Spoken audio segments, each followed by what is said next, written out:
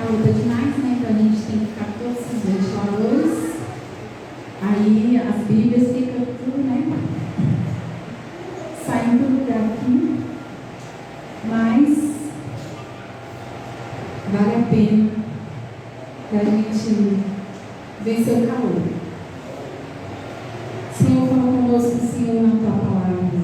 Em nome de Jesus, santifica as nossas vidas, Senhor, nessa noite. Em nome de Jesus, ó Deus. Santifica na palavra do Senhor. Em nome de Jesus. Amém. 40, versículo 1. Consolai meu povo, diz o vosso Deus. Se você puder colocar aí, tem na versão certa. Eu estou com a Bíblia aqui mais antiga. Consolai meu povo, diz o vosso Deus. Falai benignamente a Jerusalém e bradai que já sua servidão é acabada, que a sua iniquidade está expiada e que já recebeu o dobro da mão do Senhor por todos os seus pecados. Vós que clamam no deserto, preparai o caminho do Senhor, endireitai no deserto, no ermo, vereda a nosso Deus.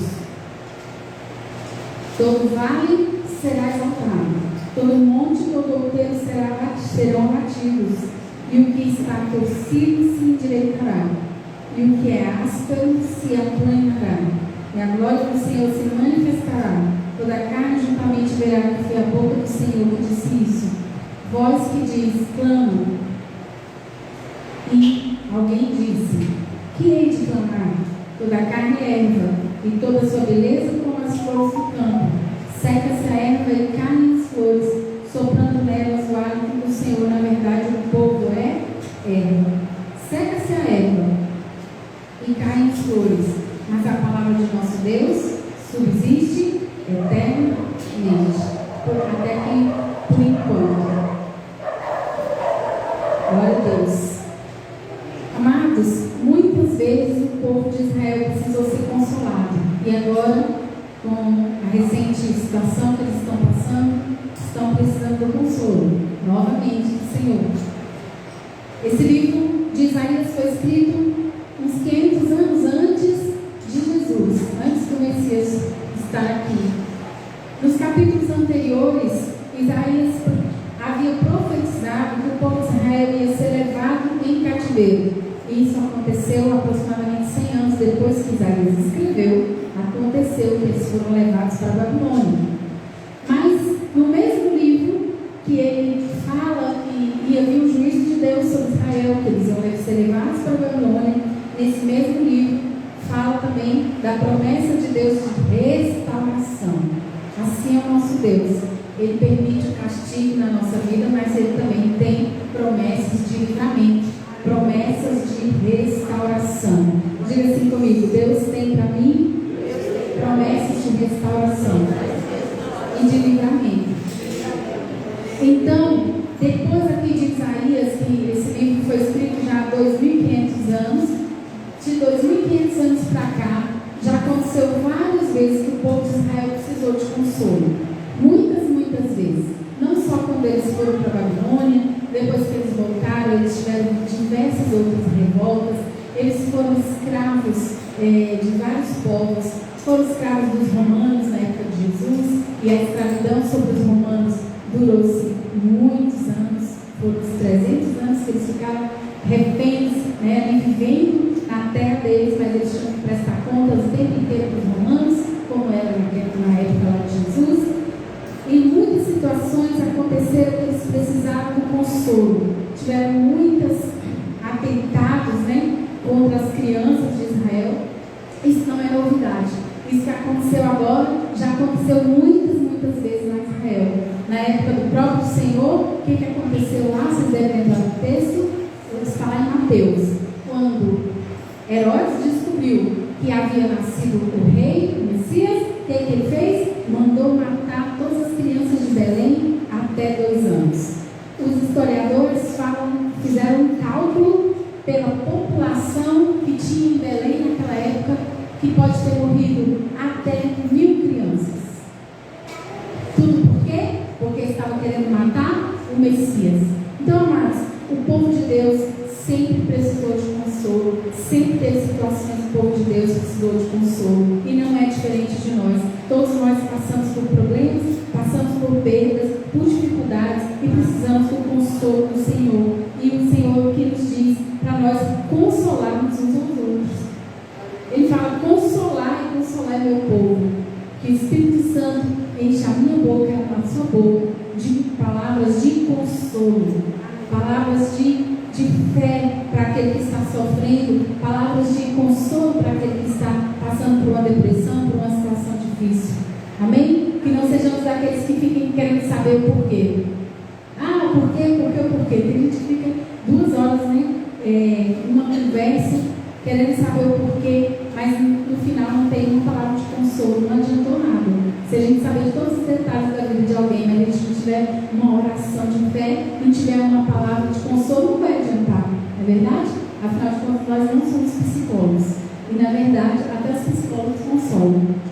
Né? Até os psicólogos, eu nunca fui ao psicólogo, mas eu convivi com muitos psicólogos. Eu trabalhava num lugar que tinha muito pessoal da psicologia. Então, eu sei como eles são. Eles são muito gente boa, um pessoal assim, muito delicado, né? Um pessoal que tem muito cuidado com as palavras. Era muito interessante conviver com aquelas meninas da psicologia. A gente nunca via elas perderem o controle. Elas estavam sempre simpáticas, sempre ali no controle das palavras. Isso é bom, não é uma coisa ruim não, né? Não é verdade? É uma profissão que ensina a ter empatia para os outros, que ensina a consolar os outros. E aqui o Senhor nos chama então a falar benignamente a Jerusalém. Como você pode fazer isso, amados? Orando. Você pode orar pelo povo de Israel, você pode orar pelos cristãos perseguidos, você pode abrir a sua boca em favor daqueles que estão sofrendo. E o versículo 3 é aquele texto famoso que teve o cumprimento em João Batista, mas não só em João Batista, porque nós também estamos preparando o caminho do Senhor. Nós estamos preparando o caminho para Jesus voltar. Porque Jesus falou que quando o Evangelho for pregado a todas as nações, Ele virá. Ele voltará. Então, se nós proclamamos a palavra do Senhor, seja para o nosso vizinho, seja na internet, seja indo a outras nações, nós estamos também preparando o caminho do Senhor. E esse versículo 4 me chamou bastante atenção. Todo vale será exaltado, todo monte será batido. O que é torcido se endireitará. Deus está falando aqui de impossibilidades que para Deus não são impossíveis. Deus pode mudar, amados, até os montes. Deus pode fazer com que os montes virem vales. Quanto mais esses pequenos problemas que nós estamos passando. Imagina, o poder de Deus é muito grande para mudar aquilo que seria imutável, mas para Deus não há impossíveis. E a glória do Senhor se manifestará. Nós cantamos aqui hoje, né? Se clamarmos, se adorarmos, Deus se manifestará. Deus se manifestará. Experimenta fazer isso. Essa busca. Experimenta fazer isso por vários dias seguidos. Orar lá na sua casa, se ajoelhar lá na sua casa, ler a Bíblia lá na sua casa, e Deus vai se manifestar. O poder de Deus vai se manifestar na sua vida. O poder de Deus vai se manifestar na sua casa. Você crê? Amém. Glória a Deus, aleluia. A palavra de Deus é viva, meus amados. Depois ele fala para nós clamarmos, versículo 6. E ele dá um exemplo, né? Que a carne é como a erva. Ou seja, as nossas vidas, amados, passam rapidamente nesse mundo. Porque a erva se seca, caem-se as flores, versículo 7. Versículo 8. Fala que caem as flores e seca-se a erva, mas a palavra de Deus subsiste eternamente. Isso aqui que antes era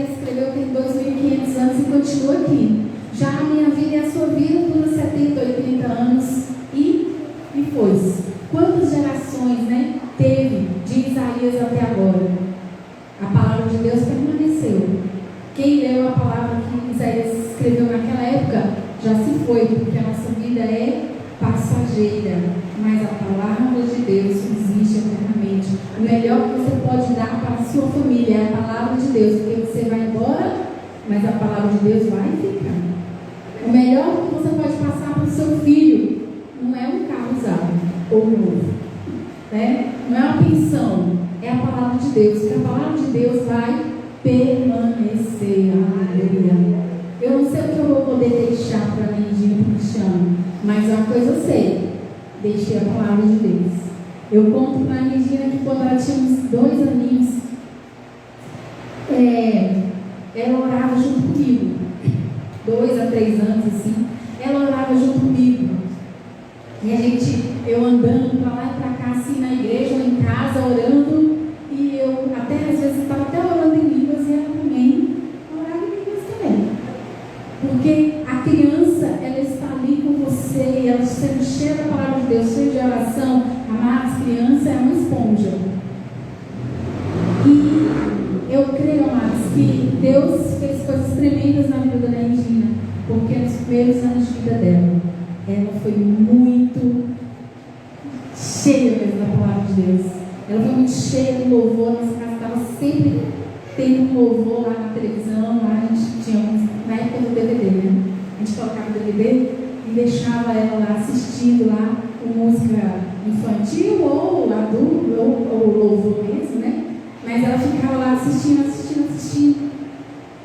Aí depois ela se torna, né, uma menina que canta bem, uma menina que toca bem. Amados, não é à toa, não é verdade?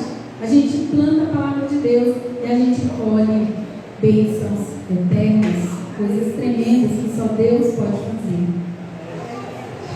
Vamos pular um pouquinho aí para nós conhecermos um pouco mais esse Deus.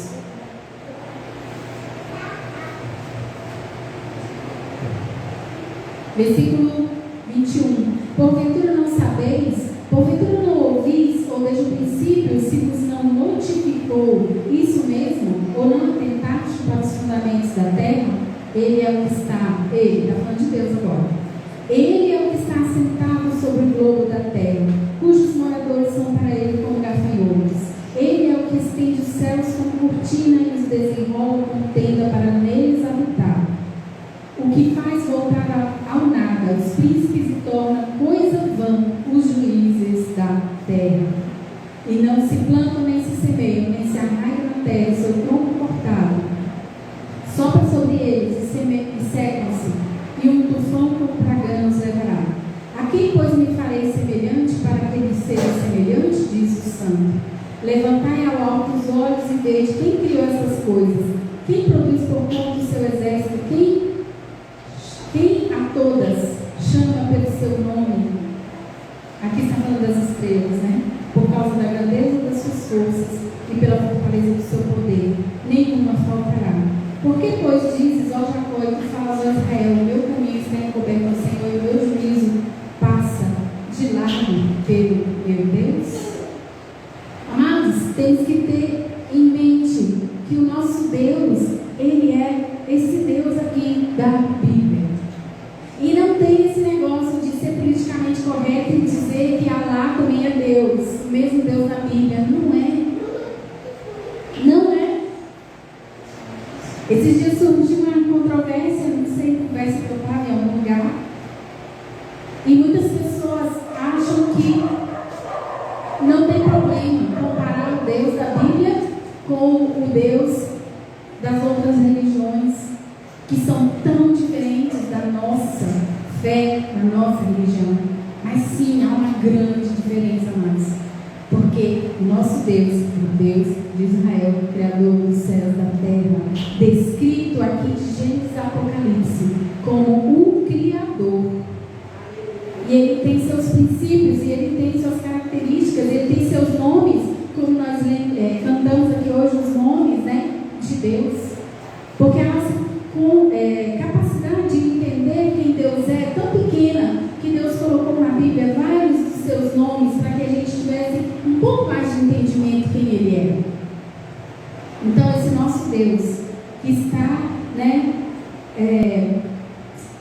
olhando dos céus. Ele que fez os céus, Ele chama as estrelas pelos seus nomes, Ele abate os príncipes, Ele abate os juízes da terra.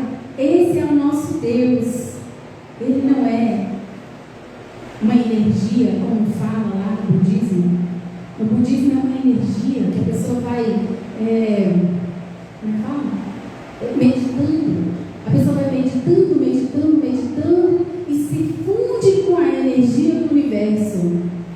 Essa é uma ideia muito simplória que eu estou falando aqui do budismo. Deus não é a mesma coisa, nem podemos, amados, comparar no hinduísmo ou naquele panteão dos deuses gregos. O panteão dos deuses gregos dizem que são 10 deuses principais e outros são menores, né? São tipo filhos de deuses misturados com humanos. Amados, as coisas mais malucas. Mas essas coisas vêm acontecendo, essas religiões são antigas. Vem se voltando contra esse Deus aqui bíblico há muito tempo. Há muito tempo, não é de hoje. Na época de Isaías já existia o hinduísmo. Na época de Isaías já existia o budismo. Na época de Isaías existiam todas aquelas religiões ali daqueles povos próximos, que eram religiões terríveis, religiões que exigiam sacrifícios dos próprios filhos. As pessoas sacrificavam às vezes o seu primeiro filho para esses falsos deuses, cometendo a abominação diante de Deus, porque Deus jamais pediu um sacrifício para alguém. E quando Deus pediu para Abraão, Ele proveu o cordeiro. Era apenas um teste. Deus jamais ia permitir que Abraão sacrificasse seu filho, porque não é esse o caráter de Deus. O caráter de Deus é que Ele se sacrifica por nós. Ele é o Pai, nós somos os filhos. É Ele que acumula para nós bênçãos, herança. É Ele que nos dá herança. Não somos nós que damos herança para Deus. O que nós podemos dar para Deus que Ele já não tenha nos dado? A Bíblia fala isso, né? O que nós podemos dar a Ele que Ele já não tenha nos dado? Então, versículo 28, não sabes, não ouvistes que o eterno Deus, o Senhor Criador dos confins da terra, nem se cansa, nem se fatiga, não há esquadrinhação do seu entendimento. Ninguém pode entender Deus. Ninguém pode escrever um livro e dizer que Deus é assim e esgotou-se o que Deus é. Se escrevermos 1000 livros, não podemos descrever toda a grandeza de Deus. Eu gosto muito de um texto que fala lá, acho que é no finalzinho de João, não me lembro agora, ou se é no finalzinho de Lucas, que fala assim, que se fosse escrito tudo que Jesus fez, não teria livros que caberiam. Assim também podemos imaginar, não há mais 1000 livros para descrever essa grandeza de Deus. Versículo 29, Ele dá vigor ao cansado e multiplica as forças ao que não tem nenhum vigor. Bem, se Ele dá força ao cansado, se Ele dá vigor ao cansado, e você está cansado, onde é que você vai buscar, meu amado, força? Onde é que você vai pedir multiplicação das suas forças? Você vai pedir para quem? Você vai pedir para o Senhor, para o seu Pai. Não há outro lugar para nós alcançarmos essa vitória. Os jovens se cansarão e se fatigarão, os jovens certamente cairão. Agora vamos ler todos juntos aqui na projeção aqui. Versículo 31. Mas os que esperam no Senhor renovarão as forças, subirão com asas como águias, correrão e não se cansarão, caminharão e não se fatigarão. Glória a Deus. Aí a pergunta que você tem que fazer para você mesmo é: eu estou esperando no Senhor? Eu estou aliançada com esse Deus maravilhoso da Bíblia? Eu estou esperando mesmo em Deus? Eu estou esperando Jesus voltar? Eu estou esperando em Deus esses problemas que eu tenho na minha vida? Eu estou colocando aos pés da cruz? Eu estou esperando o livramento de Deus? Ou eu estou apenas vivendo, empurrando com a barriga? Não, esse não é o chamado de Deus para nós como cristãos. Nós estamos esperando em Deus. E você precisa, às vezes, abrir a Bíblia e orar com a Bíblia aberta, falando os textos. Essa é uma forma tremenda, fantástica para você orar. Porque nós precisamos orar a palavra. Quando nós oramos a palavra, nós vivemos coisas tremendas e fantásticas. Não podemos orar conforme a nossa vontade, ou conforme o nosso entendimento. Ah, Deus, eu acho que talvez o Senhor poderia me ajudar.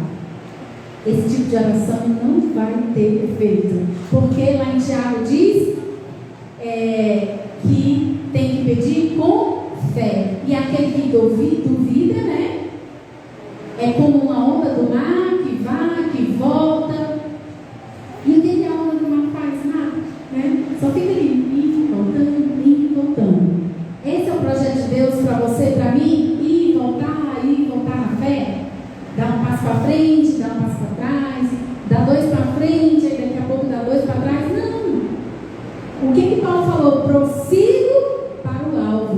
Eu não fico como a onda do mar, indo para frente e indo para trás, mas eu prossigo para o alvo, deixando para trás as coisas que eu já resolvi, deixando para trás os pecados que Deus já resolveu para mim, deixando para trás as coisas que eu era fraco na fé, deixando para trás as coisas que não deram certo na nossa vida pessoal, porque tem um monte de coisas, amados, que não dá certo.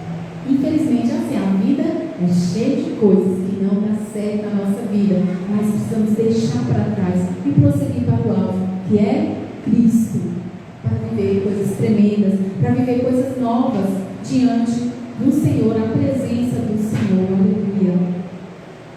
Então vamos para o capítulo 41, nós temos ainda tempo. Glória a Deus.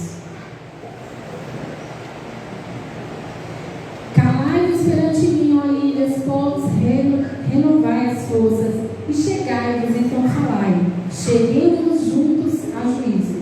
Quem ressuscitou do Oriente o justo e o chamou para o pé de si? Quem deu às nações a sua face e o fez dominar sobre reis? Ele os entregou a sua espada, como pó e como a bragana arrebatada do vento ao seu ar. Ele persegue-os e passa em paz por uma vereda em que com os pés nunca tinha caminhado. Quem operou fez isso, chamando as gerações desde o princípio? Eu, Senhor, primeiro, e com os últimos eu mesmo. As ilhas subiram e tremeram, os confins da terra tremeram, aproximaram-se e vieram. Um ao outro ajudou, e ao seu companheiro diz: esforça-te. O artífice animou ourives, e o que alisa com o martelo ou o que bate na safra, dizendo da coisa soldada boa é, então com pregos ficam para que não venha mover-se. Mas tu, ó Israel, servo meu, tu, Jacó, a quem ele diz, semente de Abraão, meu amigo, tu, a quem tomei desde os confins da terra, e te chamei dentre os seus mais excelentes, e te disse, tu és o meu servo, a ti te escolhi e não te rejeitei. Não temas, porque sou contigo. Não te assombres, porque eu sou teu Deus. Eu te esforço, e te ajudo, e te sustento com a destra da minha justiça. Amados, aqui esse início do capítulo 41 está dizendo que Deus iria chegar até mesmo às ilhas mais remotas. Deus se importa com cada pessoa, com a pessoa lá que mora numa ilha bem pequenininha, que não tem acesso a nada, mas Deus se importa com eles. E Ele traz uma observação aqui sobre o problema da idolatria. Por quê? Porque em todos esses lugares, até mesmo nos confins da terra, sempre tem a idolatria. Versículo 7, o artífice, né? que é a pessoa que faz lá uma imagem de escultura para ser adorada. Então, tem isso em todos os lugares. Mas ele chama a atenção para Jacó, versículo 8.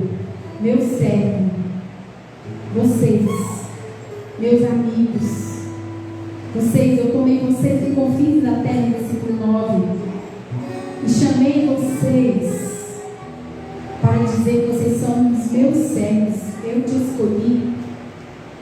Aleluia. É assim que o Senhor nos chama, de servos, de amigos. E Ele fala então conosco: olha, saí da idolatria, deixa a idolatria de lado e esteja comigo. Eu que sou o Criador do céu e da terra. E aí Ele fala esse versículo tão tremendo, né? De não temas. Muitos estudiosos dizem a mim que tem 360 vezes na Bíblia: não temas. 360 vezes. Não temas. Vamos ler todos juntos, versículo 10? Não temas, porque eu sou contigo. Não te assombres, porque eu sou teu Deus. E te ajudo e te sustento com a destra na minha justiça. Destra é a mão direita. Porque os reis, quando eles iam fazer um favor para alguém, eles estendiam a mão direita para a pessoa. Então, a destra de Deus é a mão direita de Deus que se estende para nós para fazer um favor. Aquilo que nós não merecemos. Aleluia. Versículo 11: eis que envergonhados e confundidos serão todos os que se irritaram contra ti, tornar-se-ão nada, e os que contenderem contigo perecerão. Aleluia. Glória a Deus.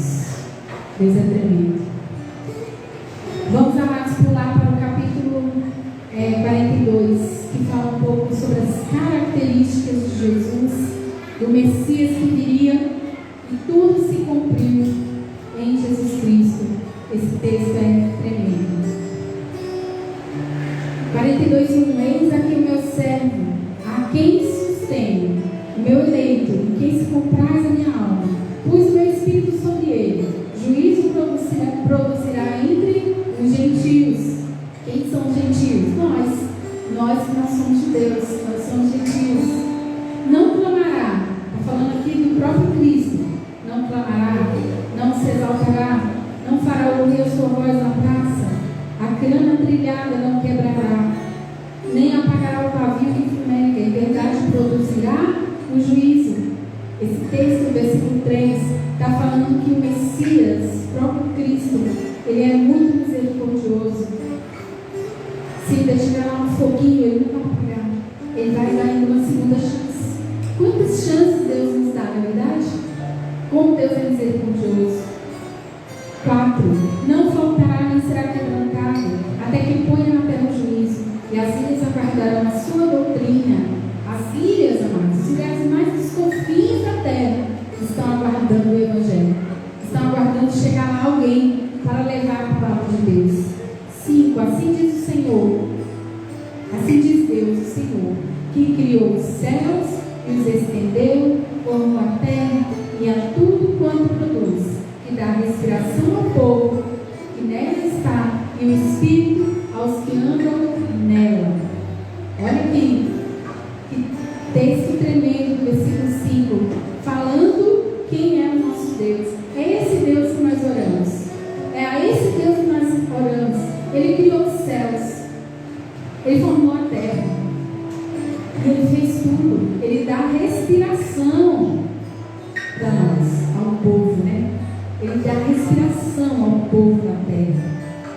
Glória a Deus. 6. Eu, Senhor, te chamei em justiça e te tomarei pela mão, te guardarei, te darei por conserto do povo, para a luz dos gentios. Jesus é a nossa luz. Aleluia. Jesus é que ilumina o seu caminho. Lá no Salmo 119, 105, se não estiver errado, olha aí, por favor. Diz o quê? Luz para o meu caminho é a tua palavra. Luz para o meu caminho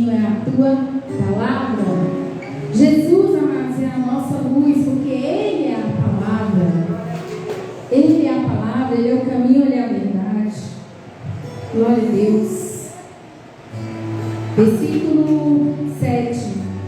Termina o versículo 6 dizendo: luz para os gentios, para abrir os olhos aos cegos, para tirar da prisão os presos do cárcere, os que jazem em trevas.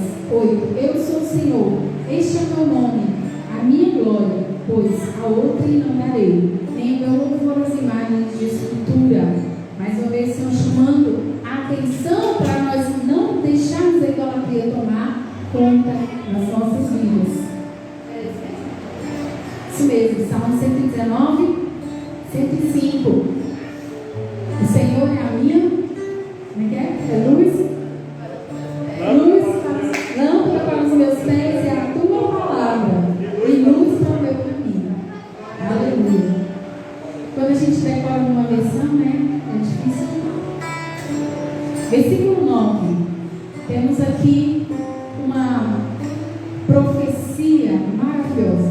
Eis que as primeiras coisas passaram, novas coisas eu vos anuncio. Antes que venham a luz, eu vos faço ouvir. Cantai ao Senhor um cântico novo, seu louvor desde o fim da terra. Vós que navegais pelo mar, tudo toca nele, vós ilhas e seus habitantes. Alcem, levantem a voz, o deserto e as suas cidades, com as aldeias que Quedar habita. Exultem os que habitam nas rochas e clamem no cume dos montes. Deem glória ao Senhor e anunciem seu louvor nas ilhas. Deem glória ao Senhor e anunciem seu louvor. Eu e você precisamos viver assim, dando glória a Deus e anunciando as obras que louvam o nome dele. 13. O Senhor como poderoso sairá, como homem de guerra despertará o zelo, clamará e fará grande ruído e sujeitará os seus inimigos.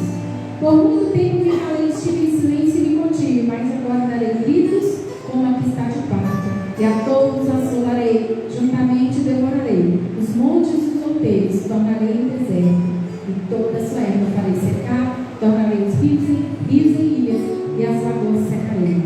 Guiarei os cegos por um caminho que nunca conheceram, faloeis caminhar por veredas que nunca conheceram, tornarei as trevas em luz perante eles, e as coisas tortas farei direitas. Essas coisas lhes farei e nunca os desampararei. Mas esse versículo 16 está colocando todos os seres humanos da terra como cegos, que não sabem andar no caminho do Senhor. Mas o Senhor mostrará um caminho certo para todos aqueles que andarem na luz do Senhor. E mais uma vez ele fala de algo impossível. Ele vai fazer com que as coisas tortas fiquem direitas. Nós precisamos fazer também essa oração. Às vezes eu falo: Senhor, abra os meus olhos. Às vezes eu não estou vendo, pode ser que eu não esteja vendo o que o Senhor está fazendo. Sabe por que falta louvor na nossa vida? Sabe por que falta gratidão? Porque às vezes nossos olhos estão cheios de impedimentos. A gente não está vendo o que Deus está fazendo. A gente está querendo ver o defeito do outro e não está vendo como Deus é misericordioso para comigo. Então eu deveria aceitar a misericórdia de Deus para com o outro também. Mateus 5. Bem-aventurados os misericordiosos, porque eles receberão misericórdia. Então que o Senhor tire dos nossos olhos tudo que tem nos atrapalhado ver as misericórdias de Deus, as bênçãos de Deus. Aleluia, glória a Deus. Deus é tremendo, amados. Quero terminar com o capítulo 43, versículo 1 e 2.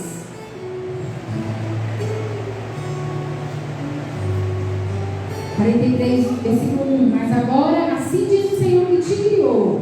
Aleluia. Você pode dizer amém? Amém. Ó Jacó, que te formou, Israel, não temas, porque eu te remi.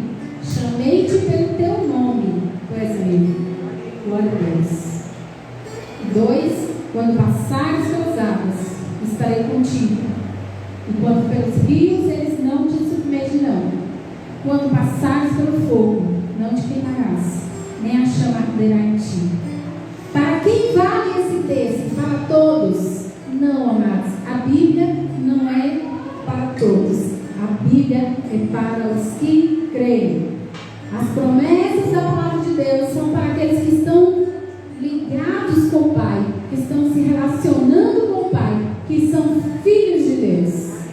As promessas de Deus, a salvação, a libertação e todas essas promessas tremendas são para aqueles que estão ali, juntinho do Senhor, querendo saber a vontade de Deus, querendo aprender mais de Deus, querendo aprender mais da palavra, vivendo conforme as suas forças, o mais próximo dos mandamentos de Deus. Porque na verdade é o Senhor que nos capacita. E quanto mais nós dependemos dele, quanto mais nós pedimos para ele essa ajuda, mais ele nos ajuda, mais ele nos santifica, mais ele nos ajuda a vencer o pecado, mais ele nos ajuda a vencer a carne, mais ele nos ajuda, amados. E não há fim para esse relacionamento com Deus.